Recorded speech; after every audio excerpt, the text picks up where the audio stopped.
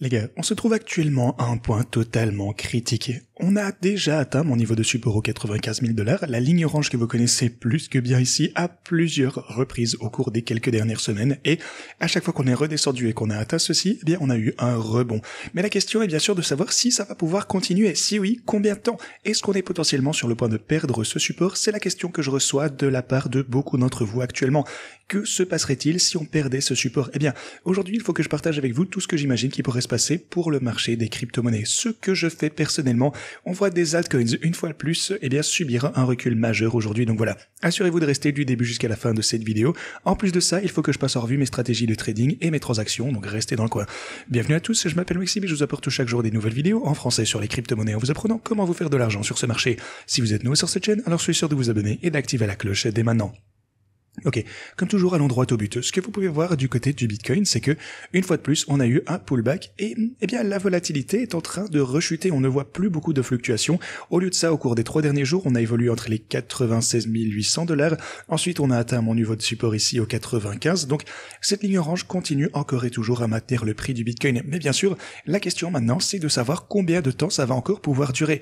Alors, en ce qui me concerne, vous le savez, tant qu'on est au-dessus de ce point, je continuerai à vous dire que je suis bullish sur les intervalles, eh bien, déjà plus courts et bien sûr au moyen et plus long terme. Mais, si jamais on venait à perdre ce support, alors je deviendrai, eh bien, bon, bullish sur le long et moyen terme, ça ne change rien, mais sur un intervalle plus court, eh bien, en tout cas, je serai si pas bearish, au minimum neutre. Ça dépendra.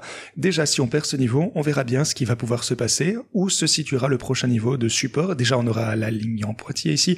La ligne jaune va être un support intéressant, donc à voir. Mais pour le moment, eh bien, on dirait juste qu'il nous faut une raison de monter. On a besoin d'un catalyseur. On est à court de raisons bullish. En fait, le sentiment pour les altcoins actuellement, en particulier vraiment pour les altcoins, est juste beaucoup trop mauvais. Personne ne s'intéresse aux cryptos. Tout le monde s'intéressait aux altcoins lorsqu'ils étaient, je sais pas, à 300, 400, 500, 7000%, j'en sais rien, au-dessus des points où ils sont actuellement. Mais le sentiment des altcoins a totalement disparu. Et ça signifie également que le sentiment pour la crypto en général est en train de prendre un gros coup sur la caboche. Maintenant, le Bitcoin va rester un bon investissement, je pense que le Bitcoin va continuer à bien se comporter, on n'est pas si loin du all-time high quand vous y pensez, mais il est plus qu'évident que le sentiment général dans l'espace des crypto-monnaies eh bien, est juste tellement négatif que ça conduit à moins de volatilité, ça conduit simplement à vraiment juste de la latéralisation, grosso modo. Donc, pour le moment, on a besoin d'une raison. Alors, Donald Trump qui nous dirait quelque chose, je sais pas, que l'inflation revienne sous contrôle, qu'on parle de réduction peut-être pour les taux d'intérêt, quelque chose comme ça. Juste, il nous faut quelque chose d'important pour que le Bitcoin, finalement, voit une percée un petit peu décisive. Parce que, également, ce qu'on est en train de faire, c'est d'établir davantage de niveaux de résistance. Regardez ça. On a vraiment ce groupe ici entre les 98 000, et ouais, donc on va dire, allez, entre 98 et 99 000 $. Maintenant, on a vraiment cette grosse résistance qui est dans ces alentours, donc lorsqu'on va pouvoir remonter et qu'on essaiera de franchir ceci, eh bien tout d'abord on aura une autre résistance avant de devoir affronter la ligne orange des 100 000 $. Alors, ce qu'on est en train de voir actuellement, ça s'appelle de la capitulation temporelle. Et tout l'intérêt de ceci, eh bien, c'est que lorsque la capitulation temporelle a lieu, lorsque le Bitcoin, en fait, ne fait rien, que l'optimisme disparaît du marché, que les gens, en fait, grosso modo, commencent à s'ennuyer, on latéralise et les gens vendent. Alors, évidemment, à un moment, on va arriver à court de vendeurs, et lorsque ça se produit, eh bien, tous ceux qui vendent auront déjà vendu, ça peut prendre du temps, c'est sûr, mais lorsque ça se produit, qu'il n'y a plus de vendeurs, eh bien, le prix du Bitcoin ne peut plus que augmenter, pas vrai? Donc ça, ce sont vraiment deux choses dont on a besoin actuellement. On a besoin d'un gros catalyseur pour que le Bitcoin se remette à pumper, et qu'on a, eh bien, que les vendeurs, en fait, s'épuisent avec le temps. En ce qui me concerne, je ne suis de toute façon pas inquiet, comme je vous le disais, je suis toujours bullish sur chaque intervalle de temps, tant qu'on est au-dessus de cette ligne orange aux 95 000 $.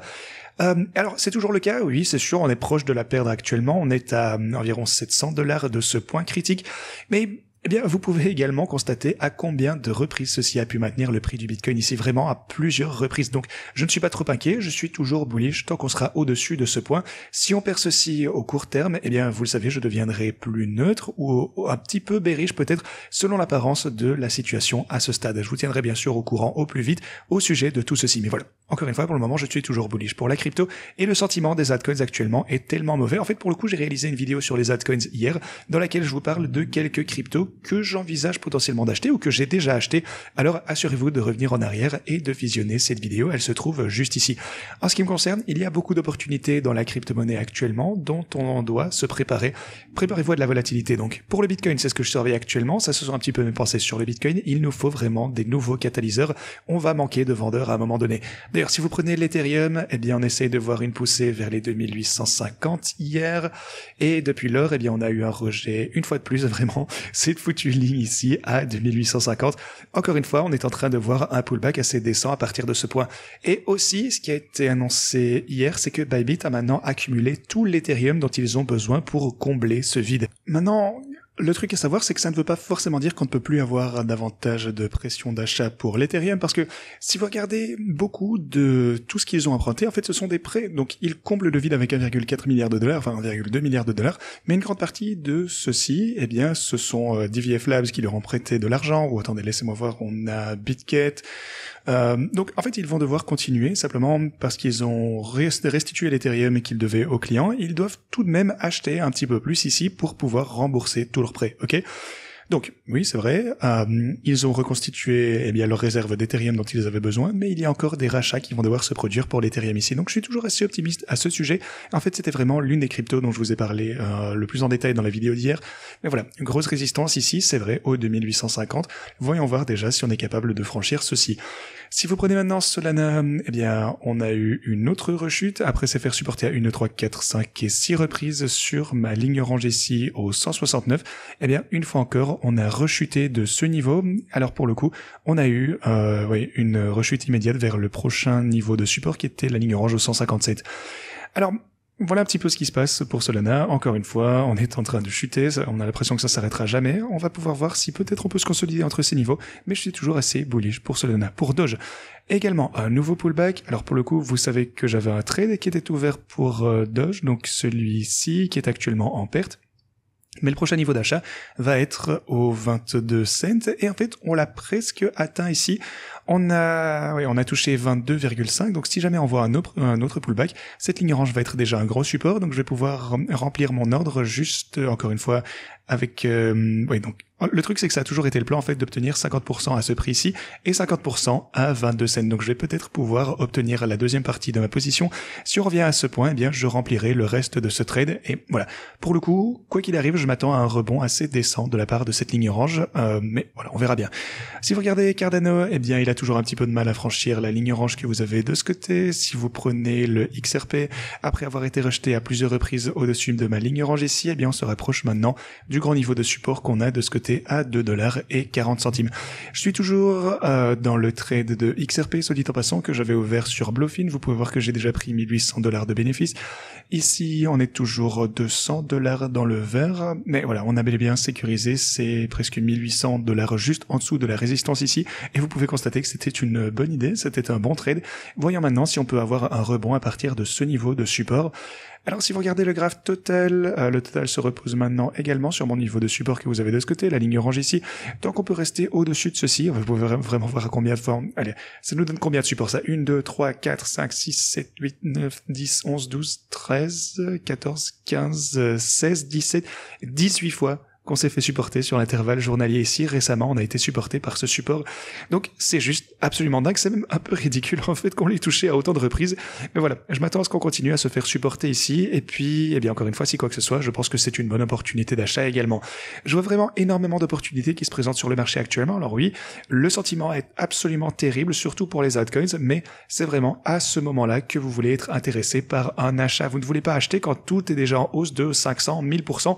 Vous voulez acheter quand les choses se présentent mal. Si vous regardez le mois dernier, eh bien, on est en baisse de 60% pour Raydium.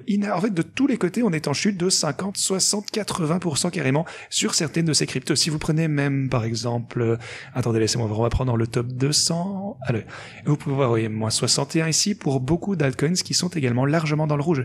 Et si vous regardez le graphe Others, eh bien, on continue encore et toujours de latéraliser. Mais si on descend proche de ce niveau de support ici, ma ligne orange ici au 235, eh bien, j'accumulerai des sommes d'altcoins absolument dingue. Vraiment, j'empilerai tout ce que je peux dans dans mes bags. Voilà un petit peu le plan. Mes stratégies de trading d'ailleurs vont continuer à utiliser cette volatilité simplement pour gagner davantage d'argent. Mais voilà, pour moi, ça me va totalement de voir ce genre de volatilité actuellement. Je pense toujours qu'on est dans un bull market. Mais actuellement, oui, je suis en hausse de 257 pour le Bitcoin. On est en baisse de 50 000 $ du côté de l'Ethereum. On est en chute également de 70 000 $ pour la stratégie Solana, ainsi que 67 000 $ du côté de la stratégie Doge. Cependant, l'algorithme continue encore et toujours de réaliser davantage de bénéfices. Si je n'avais pas utilisé les stratégies de trading et que j'avais simplement acheté une position Solana, eh bien j'aurais été en baisse de 211 000 $. Donc voilà, c'est génial, ça compense. Pour moi, ça se présente toujours pas mal. Et donc, lorsqu'on verra ce prochain rebond à la hausse, parce que, encore une fois, je pense qu'on est dans un marché haussier, je pense qu'on va avoir des poussées à un moment ou à un autre, alors toutes ces stratégies vont repasser largement en profit, donc ça me va tout à fait. D'ailleurs, j'ai ma deuxième stratégie Ethereum qui est en hausse de 2000 $ au total, ce qui est fantastique également. Si vous regardez Cardano et XRP, eh bien ces stratégies sont également en hausse d'environ 25-24 000 $ en profit, et le défi du x100 eh bien, continue de générer lentement mais sûrement davantage de profit ici avec cette volatilité. La prochaine étape à la hausse pour le coup, si jamais on pouvait finalement avoir une sorte de catalyseur ici, voire un gros rebond à partir de mon niveau orange aux 95 000 $, donc vraiment franchir cette résistance et dépasser les 100 000 $. Alors je pense que toutes ces stratégies vont repartir à la hausse comme s'il ne s'était rien passé, et je pense aussi que pour ce trade de Doge, en tout cas j'espère qu'on va pouvoir redescendre et remplir mon ordre d'achat ici aux 22 cents, mais celui-ci à mon avis eh bien, risque de voir également de bons résultats. Je continuerai bien sûr à vous tenir au courant de tout ce qui se passe ici prochainement, donc soyez préparés pour ceci. Mais si vous souhaitez utiliser mes stratégies de trading, rendez-vous en description de cette vidéo dès maintenant. Vous pouvez entrer à un prix beaucoup plus bas par rapport à là où on se trouvait au cours de ces quelques dernières semaines et quelques derniers mois. Inscrivez-vous sur Pionex en utilisant ce lien juste ici. Réclamez des bonus de dépôt en utilisant ce lien. Ensuite, vous avez Bitcoin, Ethereum, Solana, Doge, Cardano et XRP avec tous ces liens juste ici. Assurez-vous d'en profiter. Ensuite, vous avez Sui, HBAR et plus de 180 autres altcoins. En fait, la stratégie Pi d'altcoin se porte extrêmement bien également. Donc, n'hésitez pas à en profiter si ça vous intéresse. Encore une fois, si vous souhaitez utiliser les stratégies sur n'importe quel autre altcoin, cliquez ici. Si vous souhaitez rejoindre mes transactions individuelles, comme celles que j'ai également par ici sur XRP, je partage toujours mon setup de trading avant de prendre position, ainsi que tout au long du temps où j'ai ceci qui est ouvert. Donc voilà, je continue à vous tenir au courant. Si vous souhaitez utiliser ceci, vous avez mes exchanges préférés dans la description. Parcourez tous les liens, ça change un petit peu de juridiction et un bonus de dépôt, mais voilà, choisissez celle que vous préférez. Encore une fois, ce sont vraiment les plateformes que je préfère utiliser. Elles sont toutes de toute façon meilleures les unes que les autres. Ceci étant dit, c'est tout ce que j'ai pour vous dans la vidéo d'aujourd'hui. Merci beaucoup de l'avoir regardé et moi je vous dis à la prochaine.